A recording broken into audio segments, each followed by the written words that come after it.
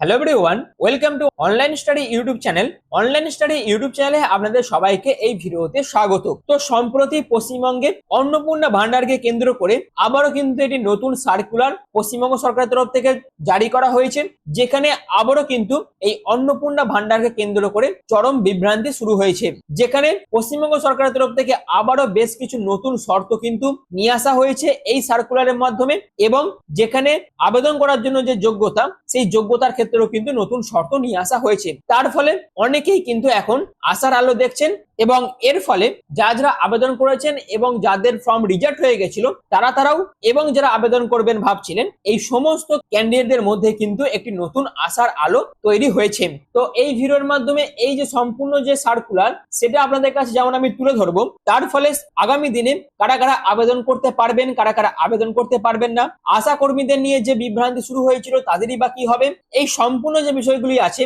সমস্ত কিছু আপনাদের কাছে আমি এই একটি ভিডিওর মাধ্যমে আলোচনা করব। তার জন্য ভিডিওটি কিন্তু খুবই গুরুত্বপূর্ণ এবং খুবই ইনফরমেটিভ হতে চলেছে। তো যদি ভিডিওটি আপনাদের ভালো লেগে থাকে সেক্ষেত্রে অবশ্যই ভিডিওটিকে বেশি বেশি করে শেয়ার করবেন। তো মূল ভিডিও যাওয়ার আগে আপনাদের কাছে একটাই রিকোয়েস্ট, যদি চ্যানেলে নতুন হয়ে থাকেন সেক্ষেত্রে এই ধরনের বিভিন্ন ইনফরমেটিভ ভিডিওর আপডেট পাওয়ার জন্য এখনই চ্যানেলটিকে সাবস্ক্রাইব করে পাশে থাকা বেল আইকনটি অল করে রেখে দিন, যাতে যে কোনো ধরনের ভিডিওর আপডেট সবার আগে পেয়ে যেতে পারেন তার জন্য। তো চলুন বিস্তারিত ইনফরমেশন নিয়ে, অফিসিয়াল সার্কুলার নিয়ে আমি মূল ভিডিওতে চলে যাচ্ছি। তো এই যে সার্কুলার, এটা 8/7/2026 পশ্চিমবঙ্গ মহিলা ও শিশু উন্নয়ন সমাজ কল্যাণ দপ্তরের তরফ থেকে কিন্তু প্রকাশিত করা হয়েছে, যেখানে 8ই জুলাই 2026 এই অন্নপূর্ণা যোজনা সংক্রান্ত একটি বৈঠক হয় এবং সেখান থেকে কিন্তু এই সার্কুলার জারি করা হয়। যেখানে কি বলা হচ্ছে, মহিলা ও শিশু উন্নয়ন এবং সমাজ কল্যাণ দপ্তর পশ্চিমবঙ্গ সরকারের সচিবের সভাপতিত্বে একটি বৈঠক হয়। সেখানে বিভিন্ন ব্যাংকের প্রতিনিধিদের পাশাপাশি বিভিন্ন এনআইসি দল থেকে শুরু করে জেলা শাসক, অতিরিক্ত জেলা শাসক,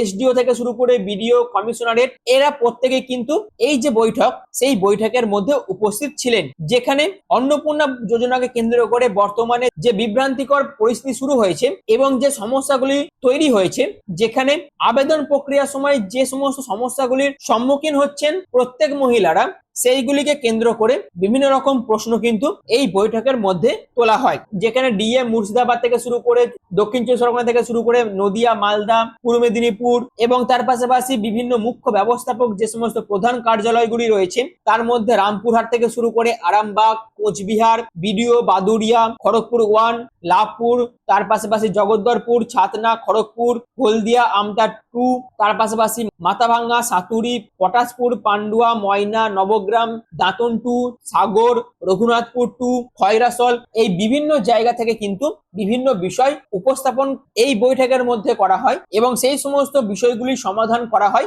এই বৈঠকের মধ্যেই, এবং তার জন্য পশ্চিমবঙ্গ সরকারের তরফ থেকে নতুন সার্কুলারও কিন্তু জারি করা হয়। যেখানে সবার প্রথমে যে প্রশ্নটা ওঠে সেটা হচ্ছে এডিট অপশন। অর্থাৎ অনেক ক্যান্ডিডেট এমন আছেন, তারা যখন নাবালক ছিলেন, অর্থাৎ যাদের বিবাহ হয়নি, তখন তাদের এক টাইটেল ছিল নামের, এবং বিবাহ হয়ে যাবার পর নামের টাইটেল যেহেতু চেঞ্জ হয়ে যায়, তখন তাদের নাম যেহেতু পরিবর্তন হয়ে গেছিল কিন্তু আধার কার্ড যেহেতু পরিবর্তন হয়নি, সেক্ষেত্রেও আবেদন করার টাইমে যেহেতু আধার কার্ডের ডকুমেন্টস এখানে অ্যাটাচ করতে হচ্ছিল, তার জন্য দুই নামের যেহেতু ম্যাচ করছিল না, সেক্ষেত্রে অনেকেরই কিন্তু অ্যাপ্লিকেশন রিজেক্ট হয়ে যায়। এবং এই সমস্যা থেকে মুক্তির জন্য কিন্তু এডিট অপশন যেহেতু প্রয়োজন, অর্থাৎ বিভিন্ন প্রাইমারি যে ইনফরমেশন গুলি সেইগুলি যাতে এডিট করা যায়, তার জন্য এডিট অপশন প্রয়োজন বলে এই বৈঠকের মধ্যে তুলে ধরা হয়। যেখানে এনআইসি এই সম্পূর্ণ যে এডিট বিষয়, সেই এডিট অপশনটাকে কেন্দ্র করেও কিন্তু পরবর্তীকালে নির্দেশ জারি করবে। সম্ভবত খুব শীঘ্রই প্রত্যেকটা পোর্টালে কিন্তু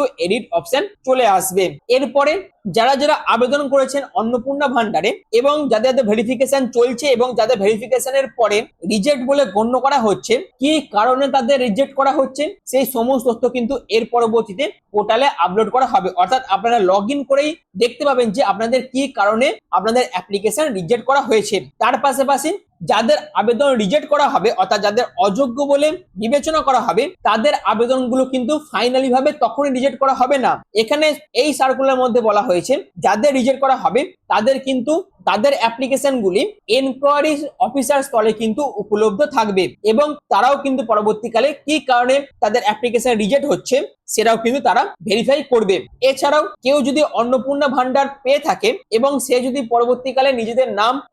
সেই যোজনা থেকে বাদ দিতে চায় তারও ব্যবস্থা কিন্তু এর পরবর্তীতে পোর্টালের মধ্যেই কিন্তু নিয়ে আসা হবে। এটাও কিন্তু একটি খুবই গুরুত্বপূর্ণ আপডেট। এর পাশাপাশি ডাব্লিউবিএস, আশাকর্মী, সিভিক ভলেন্টিয়ার, প্যারা শিক্ষক এনারা কি অন্নপূর্ণা যোজনার যোগ্য হবেন? যেখানে আগের একটি সার্কুলারের মধ্যে বলা হয়েছে যারা আশাকর্মী, সিভিক ভলেন্টিয়ার বা প্যারা টিচার রয়েছেন তারা কোনো রকম ভাবেই অন্নপূর্ণা ভান্ডার পাবেন না। এই বিষয়েও কিন্তু এই বৈঠকের মধ্যে এই বিষয়টিকে তুলে ধরা হয়, যেখানে কি জানানো হয়, সরকারের তরফ থেকে জানানো হয় বা মুখ্য সচিবের তরফ থেকে জানানো হয় তারা যেহেতু সরকারি খাতে অলরেডি নিযুক্ত রয়েছেন এবং মাসিক ভিত্তিতে তারা যেহেতু পারিশ্রমিক পাচ্ছেন, তাই তাদের আবেদন আপাতত অনুমোদন করা যাবে না যতক্ষণ না পরবর্তী নির্দেশ সরকারের তরফ থেকে জারি করা হয়। অর্থাৎ এটাও কিন্তু একটি আলোচনার মধ্যে রয়েছে। এর পাশাপাশি সরকারি কর্মচারী, পেনশনভোগী, আয়কর প্রদানকারীদের পরিবারের সদস্যদের বিবেচিত করা হবে কি হবে না এই বিষয়টিকেও নিয়েও কিন্তু বর্তমানে প্রশ্ন উঠছে, যেখানে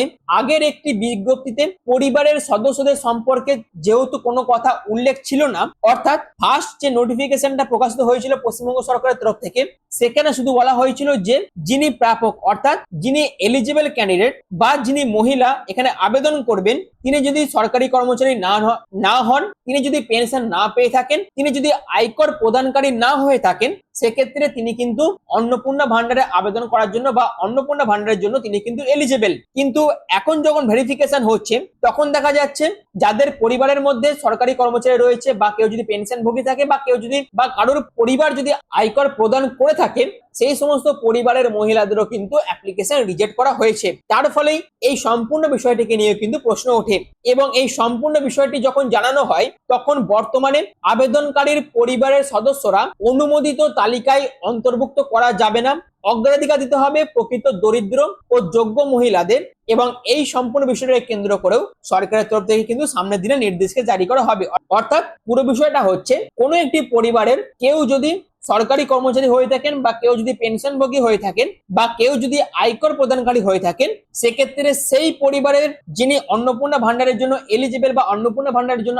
আবেদন করেছেন তাদেরকে বর্তমানে ওয়েটিং লিস্টে রাখা হবে। আর বর্তমানে অগ্রাধিকার তাদেরকে দেওয়া হবে যারা প্রকৃত দরিদ্র বা যাদের পরিবারে কেউ সরকারি কর্মচারী নেই, কেউ পেনশনভোগী নেই বা কেউ আয়কর প্রদানকারী নেই। এই সমস্ত পরিবারগুলিকেই আগে প্রাধান্য দেওয়া হবে, তারপরে এই সমস্ত পরিবারগুলি থেকে যারা আবেদন করেছেন তাদেরকে অগ্রাধিকার দেওয়া হবে। এই বিষয়ে কিন্তু সামনের দিনে সরকারের তরফ থেকে নির্দেশিকা জারি করা হবে। এছাড়াও চা বাগানের শ্রমিকদের যোগ্যতা নিয়েও কিন্তু এই যে বৈঠক এই বৈঠকে প্রশ্ন তোলা হয় এবং জানতে চাওয়া হয় যে জিএসটি প্রদানকারী পরিবারের মহিলা যাদের 3টি বা তার বেশি কক্ষ রয়েছে এবং 50 ডেসিমেলের বেশি জমি রয়েছে তাদের বিবেচনা করা হবে কি হবে না, এটা নিয়েও যেহেতু একটি প্রশ্ন উঠেছে সেটাও কিন্তু এই বৈঠকের মধ্যে তোলা হয় এই বিষয়টি। এবং এই বিষয়টি নিয়ে সরকারের তরফ থেকে জানানো হয় 19/5/2026 যে নোটিফিকেশন সরকারের তরফ থেকে প্রকাশিত করা হয়েছে সেটাই কিন্তু বর্তমানে অ্যাপ্লিকেবল করা হবে এই বিষয়টির ক্ষেত্রে। অর্থাৎ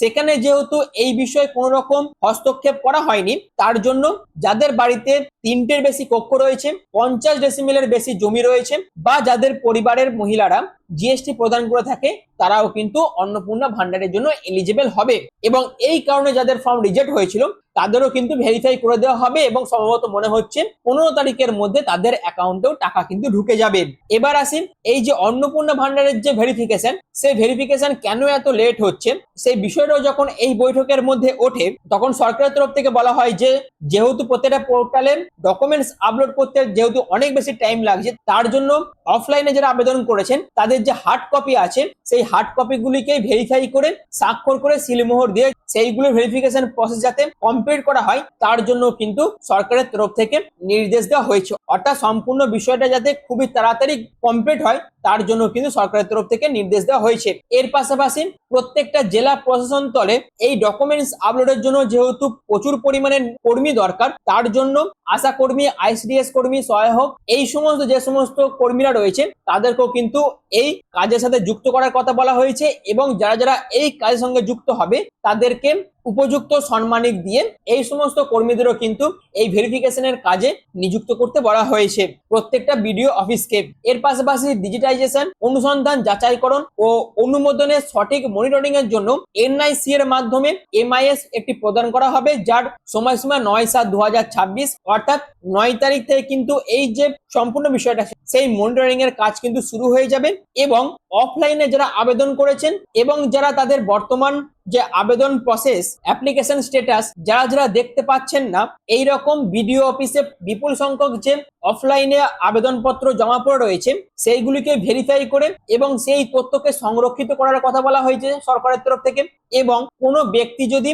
তাদের ফর্ম ভেরিফাই হয়েছে কি হয়নি সেটা দেখতে চান, সেক্ষেত্রে ফিজিক্যালি ভাবে প্রত্যেকে কিন্তু তাদের আবেদনপত্র দেখতে পাবেন 9/7/2026 থেকে। অর্থাৎ আপনারা কিন্তু আপনাদের আবেদনপত্রের স্ট্যাটাস বিডিও অফিসে গিয়ে কিন্তু দেখতে পাবেন। এর পাশাপাশি এনআইসি কর্তৃক সুবিধাভোগীর যে তালিকা সেই তালিকাও কিন্তু প্রদর্শন করা হবে, যাতে কাদের কাদের অ্যাপ্লিকেশন রিজেক্ট হয়েছে, কারা কারা সুবিধাভোগী রয়েছেন, কাদের অ্যাপ্লিকেশন রিজেক্ট হয়ে গেছে তারাও কিন্তু প্রত্যেকে দেখতে পাবেন এবং কি কারণে রিজেক্ট হয়েছে সেই তথ্যও আপনারা কিন্তু যাচাই করতে পারবেন। এর পাশাপাশি ব্যাংকিং যাচাইকরণ বা অনেক ক্ষেত্রে দেখা গেছে পেমেন্ট ফেল দেখাচ্ছে, এটি কি কারণ হয়েছে, ব্যর্থতার কারণে কি, সেটাও কিন্তু এর পরবর্তীতে আপনাদের যে পোর্টাল আছে সেই পোর্টালেই আপনারা কিন্তু দেখতে পাবেন। এছাড়াও প্রত্যেক এসডিএম, এসডিও, বিডিও প্রত্যেকের কাছে অনুরোধ করা হয়েছে যাতে সংশ্লিষ্ট ব্যাংকগুলোর সাথে তারা যাতে বৈঠক করে এবং যাদের পেমেন্ট ফেল হয়ে গেছে কি কারণে তাদের পেমেন্ট ফেল হয়ে গেছে এবং তার পরিপ্রেক্ষিতে কি প্রয়োজনীয় পদক্ষেপ নেওয়া যায় সেই বিষয়েও কিন্তু এই বৈঠকের মধ্যে আলোচনা হয়েছে। এর পাশাপাশি এসডিও, বিডিওরাও জানিয়েছেন যে সরকার যে টাইমলাইন বেঁধে দিয়েছে সেই টাইমলাইন মোতাবেকই তারা কিন্তু এই সম্পূর্ণ মনিটরিং এর কাজ করবেন এবং ভেরিফিকেশনের কাজ করবেন এবং ভেরিফিকেশনের সময় 19/5/2026 যে নোটিফিকেশন প্রকাশিত করা হয়েছিল বা যে নির্দেশনামা প্রকাশিত করা হয়েছিল পশ্চিমবঙ্গ সরকারের তরফ থেকে সেইগুলিকেই কিন্তু প্রাধান্য দেওয়া হবে, অর্থাৎ সেই নোটিফিকেশনটাকে সামনে রেখে কিন্তু ভেরিফিকেশন করা হবে। এর পাশাপাশি একটি হেল্পলাইন নাম্বারও কিন্তু দেওয়া হয়, যেখানে কারো যদি কোনো কোয়ারি থাকে সেক্ষেত্রে আপনারা কিন্তু এই হেল্প ডেস্ক নাম্বারের মাধ্যমে যোগাযোগ করে আপনাদের কোয়ারিগুলো সলভ করতে পারেন। এবং যারা এখনো টাকা পাননি এবং যাদের অ্যাপ্লিকেশন ফর্ম ভেরিফাই হয়ে গেছে কিন্তু টাকা পাননি তারাও কিন্তু প্রত্যেকটা বিডিও অফিস এবং যে জিপি অফিসগুলি রয়েছে সেখান থেকে যে হেল্প ডেস্ক নাম্বার খোলার কথা বলা হয়েছে সেখানে গিয়েও কিন্তু তারা কিন্তু কমপ্লেন জানাতে পারবে বা অনুসন্ধান করতে পারবে। অর্থাৎ সরকার বলছে যারা যারা যোগ্য প্রাপক এবং 19/5/2026 এর নোটিফিকেশন অনুযায়ী যারা যারা যোগ্য প্রাপক তারা তারা প্রত্যেকেই টাকা পাবেন। সম্ভবত যাদের ফর্ম ভেরিফাই হয়ে গেছে নতুন করে তাদের টাকা কিন্তু 15 তারিখের মধ্যে ঢুকে যাবার কথাও কিন্তু সরকারের তরফ থেকে বলা হয়েছে। তো এই তো ছিল সম্পূর্ণ সার্কুলারটা, আশা করি সম্পূর্ণ বিষয়টা আপনাদের কাছে আমি ক্লিয়ার করতে পেরেছি। তো এইরকমই অন্নপূর্ণা ভান্ডার সম্পর্কিত সামনের দিনে যা যা আপডেট উঠে আসবে সমস্ত কিছু আমি আপনাদের কাছে এই চ্যানেলের মাধ্যমে তুলে ধরবো এবং সেই সমস্ত আপডেট জানার জন্য এখনই চ্যানেলটিকে সাবস্ক্রাইব করে পাশে থাকা বেল আইকনটি অল করে রেখে দেবেন। আর যদি এই ইনফরমেশনটি আপনাদের কাছে ভালো লেগে থাকে সেক্ষেত্রে অবশ্যই চ্যানেলটিকে সাবস্ক্রাইব করে পাশে থাকা বেল আইকনটি অল করে রেখে দেবেন। আর ভিডিওটি এখনের মতন এটুকুই। পুরো ভিডিওটি প্রথম থেকে শেষ পর্যন্ত দেখার জন্য আপনাদের প্রত্যেককে অসংখ্য ধন্যবাদ।